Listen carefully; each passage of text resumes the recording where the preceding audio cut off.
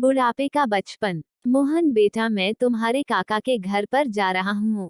क्यों पिताजी? और आप आजकल काका के घर बहुत जा रहे हो। आपका मन मान रहा हो तो चले जाओ पिताजी। लो ये पैसे रख लो, काम आएंगे। पिताजी का मन भर आया।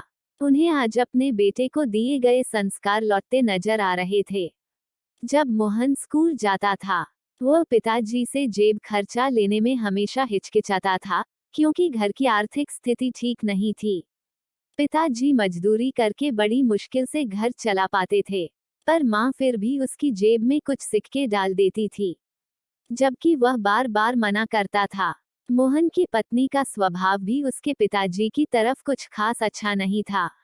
वह रोज पिता की आदतों के बारे में कहासुनी करती थी। उसे बड़ों की टोका टाकी पसंद नहीं थी। बच्चे भी दादा के कमरे में नहीं जाते। मोहन को भी देर से आने के कारण बात करने का समय नहीं मिलता। एक दिन उसने पिताजी का पीछा किया। आखिर पिताजी को काका के घर जाने की इतनी जल्दी क्यों रहती है? वो यह देखकर हैरान रह गया कि पिताजी तो काका के घर गए ही नहीं, वह तो स्टेशन पर एकांत में एक पेड़ के सहारे बैठ गए। तभी पास खड़े एक बुजुर्ग जो यह सब देख रहे थे, उन्होंने कहा, बेटा क्या देख रहे हो? जी, वो, अच्छा, तुम उस आदमी की देख रहे हो। वो यहाँ अक्सर आते हैं और घंटों पेड़ तले बैठकर सांझ ढले अपने घर चले जाते हैं। किसी अच्छे घर के लगते हैं। बेटा ऐसे एक नहीं, अनेकों बुजुर्ग माए, बुजुर्ग पिता तुम्हें यहाँ आसपास मिल जाएंगे। जी, मगर क्यों? बेटा, जब घर में बड़े बुजुर्गों को प्यार नहीं मिलता, उन्हें बहुत अकेलापन महसूस होता है, तो वे यहाँ वहाँ बैठकर अपना समय काटा करते हैं। वैसे क्या तुम्हें पता है, बुढ़ापे में इंसान का मन बिल्कुल बच्चे जैसा हो जाता है। उस समय उन्हें अधिक प्यार और सम्मान की जरूरत पड़ती है। पर परिवार के सदस्य इस बात को समझ नहीं पाते। वो यही समझते हैं कि इन्होंने अपनी जिंदगी जी ली है, फिर उन्हें अकेला छोड़ देते हैं। कहीं साथ ले जाने से कतराते हैं। बात करनी तो दूर, अक्सर उनकी राय भी उन्हें कड़वी लगती है।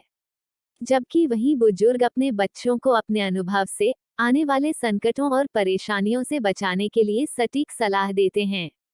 घर लौटकर मोहन ने कुछ नहीं कहा। जब पिताजी लौटे, मोहन घर के सभी सदस्यों को देखता रहा। किसी को भी पिताजी की चिंता नहीं थी। पिताजी से कोई बात नहीं करता, कोई हंसता खेलता नहीं था। जैसे पिताजी का घर में कोई अस्तित्व ही न हो।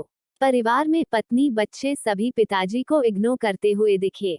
सबको राह दिखाने के लिए आखिर मोहन ने भी अपनी पत्नी और बच्चों से बोलना बंद कर दिया। वो काम पर जाता और वापस आता, किसी से कोई बातचीत नहीं करता। बच्चे और पत्नी बोलने की कोशिश भी करते, तो वह भी काम में डूबे रहने का नाटक करता। 3 दिन में सभी परेशान हो उठे। पत्नी और बच्चे उसी का कारण जानना चाहते थे।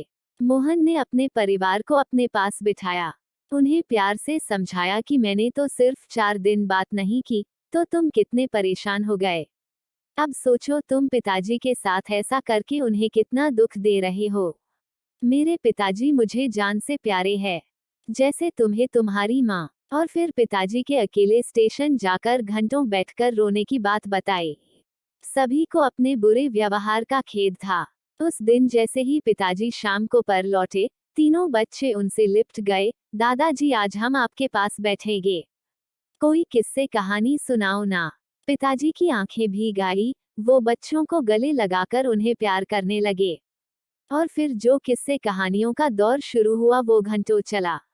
इस बीच मोहन की पत्नी उनके लिए कभी फल तो कभी चाय नमकीन लेकर आती। पिताजी मोहन और बच्चों के साथ स्वयं भी खाते और बच्चों को भी खिलाते। अब घर का माहौल पूरी तरह बदल गया था। एक दिन मोहन बोला, पिताजी क्या बात है, आजकल काका के घर नहीं जा रहे हो? नहीं बेटा, अब तो अपना घर ही स्वर्ग लगता है। दोस्तों, अधिकांश परिवारों के बुजुर्गों की यही कहानी है। आप भी कभी न कभी अवश्य बूढ़े होंगे। आज नहीं तो कुछ वर्षों बाद होंगे। घर के बुजुर्ग ऐसे बूढ़े हैं जो बेशक फल न देते हो पर छाव तो देते ही हैं। ध्यान रखिएगा कि आपके बच्चे भी आपसे ही सीखेंगे। अब ये आपके ऊपर निर्भर है कि आप उन्हें क्या सिखाते हैं।